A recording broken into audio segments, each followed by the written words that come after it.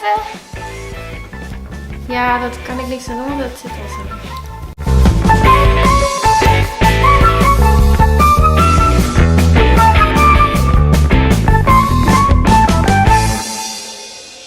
Hey, hallo, leuk dat je kijkt. Ik ben Bianca. Ik ben Jeroen. En we gaan je even bijpraten over deze maand, want we hebben een challenge.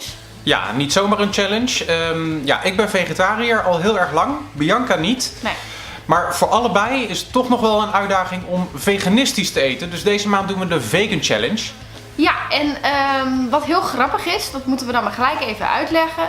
We hebben wel een video gemaakt natuurlijk over waarom we het doen. Maar heel veel mensen weten het verschil niet. Een collega van mij bijvoorbeeld, die zei van de week, het kwartje was gevallen. En die zei van, jullie gaan veganistisch eten. Ik dacht dat je het over vegetarisch had. Ja, maar dat doen we eigenlijk al best wel vaak, vanwege Jeroen. Maar we eten gewoon geen dierlijke producten meer deze. Ja, dus een vegetariër die eet alleen geen dode beesten, om het kort te omschrijven. Nee. Een veganist neemt bijvoorbeeld ook geen honing, want er zijn bijen voor nodig. Geen melk, geen kaas, dus dat is best wel een handicap. Ja, maar is het wel een handicap? We hebben nu een beetje de helft van de maand meegemaakt. Jij vindt het een handicap? Ja, ik vind het wel een handicap, ja. En wat vind je de handicap? Wat is jouw beperking? Sowieso dat je echt alle ingrediënten moet lezen in de supermarkt. Dat was ik natuurlijk al wel gewend, maar je moet nu toch wel net wat vaker iets terugleggen. Ja. En, we hebben een aantal recepten opgezocht die dan veganistisch te maken zijn. Ik vind dat je toch wel veel een beetje op dezelfde dingetjes uitkomt. Ja, je komt wel een beetje bij dezelfde producten en een beetje ook wel dezelfde smaken terecht. Ja. Dus dat beginnen wij nu weer inderdaad te merken. En wat jij zegt over de ingrediënten lezen, wat ik dan heel erg irritant vind, op een gegeven moment weet je het inderdaad, zuivel, kaas, eieren, dat soort dingen, dat mag je niet. Maar er zitten ook E-nummers in verwerkt. Ja. En sommige mogen dus ook niet, want dat komt dus ook uit. Ja, inderdaad, gelatine natuurlijk uit beenderen, rode kleurstof komt heel vaak van luizen.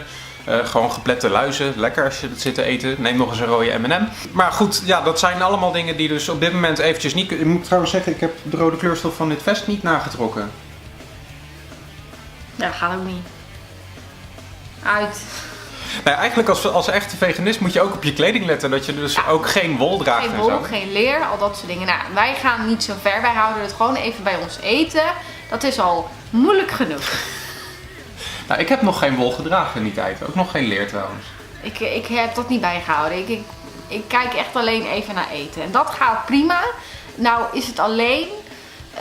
ik werk overdag, dus ik neem mijn boterhammen mee en zo. Dat gaat allemaal prima. Ik heb gewoon veganistische belegsels, smeersels. Dat komt verder goed. Maar ja, dan is er toch eens een keer iemand jarig. En dan staat er gebak. Of er is een kind geboren. En dan staat er beschuit met muisjes. Roze muisjes. Ja. Dan zit jij in je eentje chagrijnig met je veganistische boterhammetjes. Ja, en op zich, dat gaat prima hoor. Maar ja, dan wordt er ook nog een etentje georganiseerd. Ja, dat gaat gewoon niet. Ja, je moet niet naar een gangbare restaurant. Je moet echt naar een vegetarisch of in ieder geval een vegan restaurant. Wil je een beetje normaal kunnen eten. Ja, het is sociaal echt lastig. Nou zijn we nu zo'n beetje op de helft. Gaan we een maand volmaken? Ja, dat sowieso. Nou, dat denk ik wel dat we het gewoon nog even kunnen volmaken. Maar we doen nog wel één uitdaging. We gaan wel echt officieel nog een keer uit eten deze maand. En dan veganistisch. En dan echt veganistisch. We zijn overigens wel al wezen eten. Gewoon even lunch bij Bagels & Beans. Want we dachten, vegetarisch doen ze al goed, veganistisch ook. Ging eigenlijk prima. Ja, de keuze was ietsje krapper, maar ze geven het vrij duidelijk aan op de kaart. En dat zie je tegenwoordig in steeds meer restaurants. Of het geschikt is voor vegetariërs, voor veganisten, of het glutenvrij is, dat soort dingen. Ja, het viel alleen bij mij een beetje tegen. Want ik had koffie, dan kan je dat met amandelmelk of sojamelk. Dat is allemaal prima op te lossen. Of gewoon zwart. Kan ook nog altijd. Maar ik had een bagel en er zat dan die kipstukjes van de vegetarische slager op. Droog. Echt. Ja, dat ligt niet aan de kipstukjes hoor. Dat ligt dus gewoon echt aan hoe ze bereid zijn. En dan merk je wel van, waarschijnlijk degene die het gemaakt heeft, die heeft het nog nooit op. Denk ik dan. Die zal het volgens de voorschriften doen, maar... Ja, maar ja, zoals we in de vorige video eigenlijk concluderen, dat moet je niet doen met vega, als je vega gaat koken. Niet gewoon zo erin leggen, anders krijg je weer zo'n gebakken schoensel. Moet je gewoon niet doen, je moet wel een beetje meer... Met koken gaat trouwens heel goed, toch? Koken gaat op zich wel goed, alleen ja, je komt echt wel, wat we eerder al zeiden, echt vaak op dezelfde smaken uit. Bijvoorbeeld gisteravond had ik een champignonsoep gemaakt met cashewnoten, dat was op zich wel interessant. En s'avonds zaten wij aan de toastjes en dan had ik een of ander champignonpatéetje. En ja, dat smaakte eigenlijk hetzelfde als de soep, maar dan droog. Ja. Oh, nou, dat vond ik niet eens. De soep was veel lekkerder. Dank je. Ja. Ja, en van alle avonden is eigenlijk best wel veel dingen waren lekker. Afgezien 1 avond vond ik echt niet te vreten. Maar dat lag niet aan jou hoor, schat. Maar verder gaat dat prima. Dus we gaan in ieder geval deze maand nog 1 keer uit eten. We gaan trouwens ook nog kijken, want we wonen natuurlijk niet hier met z'n tweeën. We wonen met z'n vieren. We hebben nog 2 katten rondlopen. En dat is wel, want laten we even vooropstellen, de katten krijgen gewoon brokjes of een vleesje of een kattenmelkie.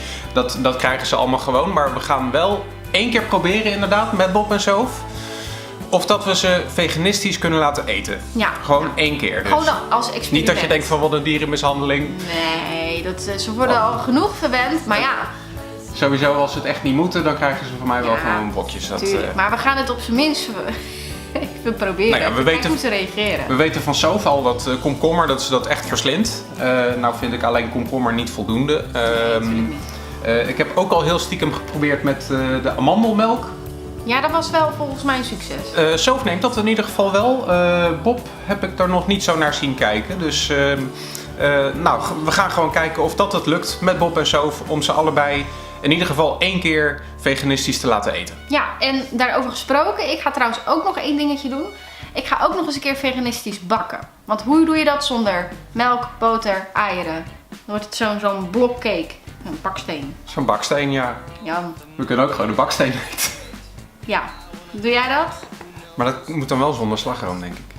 Ja, dat gaat dan ook niet. Ja, of we moeten veganistische slagroom zien te vinden. Als jij weet waar we veganistische slagroom zouden kunnen krijgen, laat het eventjes weten in een reactie hieronder. Geef deze video ook even een dikke duim omhoog als je hem leuk vond. En nou, over 2 weken de uitslag of we het gehaald hebben de hele maand. Ja, en we krijgen natuurlijk best wel veel vragen over, wat eet je dan? Even een tip als je denkt, ik wil ook even meedoen. Je kan ook gewoon chips eten. Hè? Je moet even kijken, maar er is ook veganistische chips gewoon. Best wel veel eigenlijk ook. Naturel chips, paprika chips. Moet alleen even lezen. Dat doet ook gewoon mee. Doe je gewoon 1 dagje veganistisch. Trouwens, hamkaas kun je gewoon prima eten hoor. Ja, het is alleen de smaak.